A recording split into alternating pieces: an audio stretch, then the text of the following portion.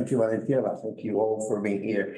Valentina was in charge of the historical part of the city itself. Actually, as for the medieval flavor of the city, you can see the dragon eating the child in a recursive way, by the way. This is the symbol of the Visconti family that goes back. It's not our tradition to eat children. We leave it to other countries, let's say, but nevertheless. But beside the historical part of the history of Pavia, there is a personal historical history here. I'm very glad that Professor Roberto Cavallaro made it in time, because I owe 20, actually more than 20 years of personal friendship and scientific collaboration that sprang off with the possibility to work with Marta, and then Valentina was on board in the first place. And without Valentina, even this day, wouldn't have been here. Beside the fact that she was kind enough not to say that I'm the oldest of the group, I am actually the vice rector, so there is an official blessing to you all. But my duty here is to highlight one precise, and we think actually, extremely important link. I also see here Wolfram among the people in the audience, distinguished linguists. And the community of linguistics and psychiatrists has been distinguished. We know how academia works, right? We tend to separate domains, collaborations, even language that we use to explain phenomena. But there are cases where this doesn't happen, and when in fact it's very fruitful, and this is one of the cases. Actually, I have just 9 short slides. There is a double path that I would like to highlight first. There are 2 major paths to the understanding of language learning. That is how language is acquired, and Noam Chomsky is the person who started the formal study, and how language is impaired. It's the obvious bifurcation that you have when you study language. And both traditions have been deeply revolutionized by the hypothesis that language is the expression of the neurobiological architecture of the brain. Do not forget, even if Chomsky's theory has been developing, changing completely throughout the years, that before the 50s, people believed that, I'm quoting, actually, the next slide is very relevant for that. There was an ideological prejudice towards the study of language in a biological way. I want to read a short paragraph of the introduction of a very important book by Lennebeck. So we're back in the late 60s. A biological investigation into language must seem paradoxical, as it is so widely assumed that languages consist of arbitrary cultural conventions. Wittgenstein, normally I don't read this other part, but because there are too many philosophers around, but I want to do that here now. Wittgenstein and his followers speak of the word game, thus likening languages to the arbitrary set of rules encountered in the parlor game and sports. And this is just go back to the end of the 60s. So you can imagine how big was the revolution. This was the book, The Biological Foundations of Language. The other fact that perfectly combined that time with this view is a view that nowadays has become, again, for other reasons, extremely relevant. That is the relationship between grammars and statistics. In other words, between grammars and machines. And I want to this is the other quotation I want to read to you. A person who was eyewitness of what was happening at MIT in the 50s, when people thought that things were done. There was an ubiquitous and overwhelming feeling around the laboratory at MIT that with the new insight of cybernetics, it was not called AI, but it's the same, cybernetics, and the newly developed techniques of information theory, the final breakthrough towards a full understanding of the complexities of communication in the animal and the machine has been achieved. This is Joshua Bar Hillel, 1970. As you see here, the protagonists are animals and a machine. There's no place for humans.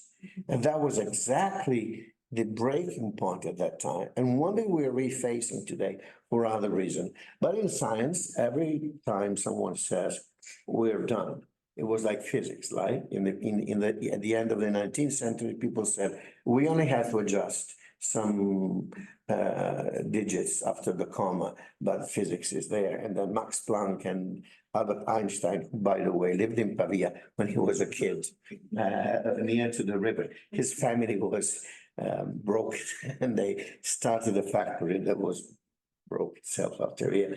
And then everything has to start. And this citation tells you the flavor. That was done in Pisa, where Valentina studied the Scuola Normale. Chomsky decomposed syntax, and he said it explicitly. These rules, passive relativization, question formation, are decomposed into the more fundamental elements of the subsystem of rules and principles. This move is reminiscent of the move from phonemes to feature in the phonology of the Prague school. In other words, the dream of linguists is to have something like that. This is the first handwritten periodic table of elements by Mendeleev, actually one of the cathedral of humanities. I don't have tattoos, but if I had one, I would like to have in my backpack.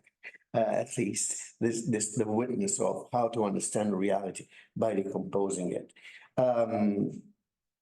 The revolution, as you see here, you recognize the wall, was done by Chomsky, who inaugurated this very room.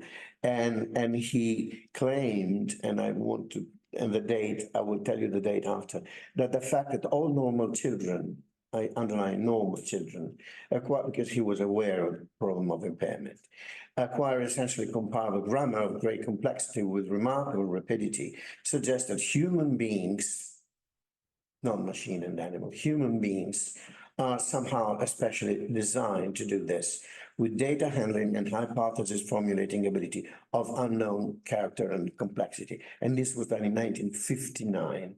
That intuition was somewhat prophetic. And one of the reasons why the work that everybody is doing when treating language in a biological way is because there was this new start in the 70s. Today, the two paths that I was referring to you have changed, but the major core remained. As for the first path, the major shift is toward the understanding of impossible languages rather than the sole taxonomy of the actual language, which remain important, but only reflects one side of the work of linguists. And for the second, the new interpretation of psychiatry is qualifying as a genuine privileged path toward the understanding of the structure, there's one particle missing, of human language, including syntax. As at the same time, the formal decomposition of grammar into smaller units and the operation inaugurated by generative grammar has been exploited to interpret psychiatric data towards a better understanding of language. I'm really glad that Roberto is here because everything started by this very first paper at San Raffaele that actually included Marta, Valentina, but other person like Stefano Cappa, who's a professor here, and he retired this year, and of course Enrico Smeraldi, who was the person who let this kind of work go on in that place. What to do nowadays? As for language, and I will leave the stage to those who have more interesting things to say, is that what we're doing as linguists is to characterize what I like to call the STEM mind. Children have a STEM mind in the sense that they contain all the possible grammar. It depends on the context where you pose, and then you prune all the other irrelevant grammar, and the only existing one is the one that remains. And against statistics and toward the idea of a humanized way of language, we have at least two work to be suggested here. One with Matteo Greco, who is another linguist working here. I don't know if he's here or hidden somewhere in the dungeons of the place. And the recent, very short publication on Nature, but it is politically interesting because it shows that it's not only chat, blah, blah, blah, that takes this scene, but we have room for everything. Finally, we wanted to choose, in fact, as a symbol, this is a page of the Voynich manuscript, the one in Yale. This is an impossible plant. And I think that for humans to imagine impossible objects is relevant to understand what it is possible. And then I want to thank you for being here, and I wish you a pleasant day in this city. Gracias.